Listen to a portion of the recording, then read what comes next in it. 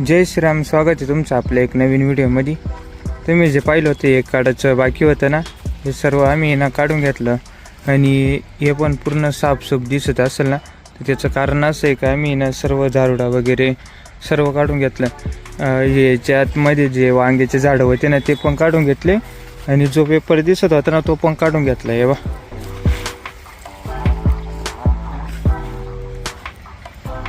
सगळं काढून घेतलं. कडमेर पण पूर्ण साफ करून घेतली. आता याला आहे ना एक दोन दिवस जाऊन देऊ, सुकून देऊ थोडंसं. तोपर्यंत आपला दुसरा प्लॉट पण चालू होणार आहे. हे सुकल्यानंतर ना हे पेटून देऊ आणि ट्रॅक्टरवाला आहे ना आजच येऊन गेला होता की पहिली पलटी मारून देऊ. तर मग पलटी मारून देऊ. आणि इकडं जी पहिली गल्ली ना त्या गल्लीमध्ये ना लसूण लावलेलं आहे, त्याला टाईम आहे अजून. मग ती गल्ली सोडून बाकी सर्व ना मग पलटी मारून घेणार आहे. हे खालच्या प्लॉटमध्ये आलो आहे. हा जो प्लॉट आहे तो खाली झाला तो भरून दिलं होतं, सुकून गेलं. आता या प्लॉटला आहे ना व्यापारी दाखवायचं काम चालू आहे. झाल्यात जमा आहे पूर्ण, म्हणजे तयार झाल्यात जमा आहे, द्यायचा विचार चालू आहे. आणि राहिला जो आपला पेपरवाला प्लॉट आहे ना त्याचं बघू आता एवढे 1-2 दिवसात आहे ना याची पण शेवटची बांधणी करायची. हे तर माहीतच असेल तुम्हाला, आपण असं बांधतो. ती बांधणी करायची, ती बी 1-2 दिवसात आहे ना बांधणी तयार करून ती असं. आणि गवत पण लय झालंय आपल्याला आहे ना. आता हे गवत काढायचा विषय असा आहे की याला पण आपण भिडणार नाही काढायला किंवा मॅन्युअली. तर आपल्या एक मशीन आहे, ते मशीननी म्हटलो कट करून टाकू आणि नंतर शेणखत टाकायचं आहे ना त्या टायमिंगला कट आपण असं पण मोकळा करणार आहे. आणि ज्या टायमिंगला आपली छाटणी होती ना त्या टायमिंगला काड्या खाली पडत्या, मग ते आपण रोटर मारून घेणार आहे, मग त्या टायमिंगला कट मारून घेता येईल असं विचार चालू आहे. सध्याचं चालू काम ना म्हणजे पण गवत किती, म्हणजे सध्याचं चालू काम गवत काढून घेऊ, थोडंसं साफसूफ दिसेल नाही का. हे काढायचे गंज आहे ना, हे जरी इथं जायले ना हे नेटला हे होऊन जाईल नाही का, त्याच्यामुळे ना हे आतल्या गंजावर टाकायचे. तर सगळ्यात पहिले ना इकडं जी काढायला आहे ना लसणाची गल्ली लावलेली आहे आपण. या गल्लीतलं हे हे हे आणि मध्ये लसणाची गल्ली, इच्छा त्या बाजूच्या गल्ली टाकायची म्हणजे शेजारच्या गल्ली.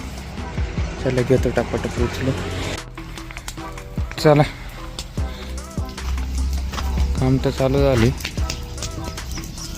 आता सगळ्यात महत्त्वाचा विषय असा आहे का ही नळी काढायची. नळी काढायचं कारण असं आहे काही मध्ये जे गंज आहे ते पण जाळायचे.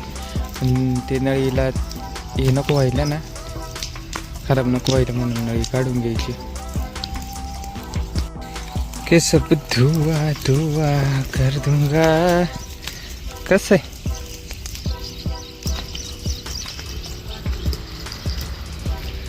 डायरेक्ट दिसतच नाही काही. चला पेटून तर झालं आहे. आज चालू आहे ते वावराच्या प्रिपरेशनमध्ये. फक्त हे जे खाली दिसतं ना तिथं ना आपण आहे ना हे लावलं होतं, काय म्हणते तार लावली होती, कारण हे ना असं वरती येऊ नये त्यामुळं. आता तुम्हाला दाखवतो. हे इथं आहे ना ही जी आडवी लाईन आहे ना तिची निघाली आणि इकडं पुढं तो एक पॅचमध्ये आपली नेट तुटली होती ना, ती नेट पण आहे ना त्याला दुसरा तुकडा आणून आणि शिवून घेतली. जे मी खाली बायडिंग करायचं बोलत होतो ना ते तुम्हाला ते बायडिंग दाखवतो. हां तिथे हे ना हे असं बाहेर जातं आणि मध्ये येतं. त्याने काय होतं इथं घसून नाही नेट साईडने फाटते. आता त्याचं ना एक्झाम्पल मी तुम्हाला दाखवतो, एकच मिनटं. हे पाहिजे इथं दिसतं की घसून फाटून गेलं. त्याचं कारण काय, खालून आहे ना त्याची बायडिंग आहे ना निघाली. तर ही बायडिंग निघाल्यामुळं काय झालं हे तर इथं घसून ना फाटून जाते. आणि इथं जो पॅच लावला होता ना ते पॅच लावायचं कारण पण असंच होतं. दिसतं का बा आतमध्ये जे फाटलेलं आहे, मग ते एक्स्ट्रा फाटू नये म्हणून हा पॅच लावायला लागला. ही नवी नेट आहे त्याबरोबरचीच होती, उरेल होती, मध्ये ठेवून दिली होती ती होती. मग आता तार आणि पकड आणली. आता खाली बायडिंग करून घेतो. ह्या इथून तर या अर्ध्यापर्यंत पूर्ण बायडिंग निघाली.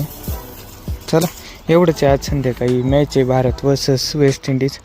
आजसाठी एवढंच. भेटू तुम्हाला पुढच्या ब्लॉगमध्ये.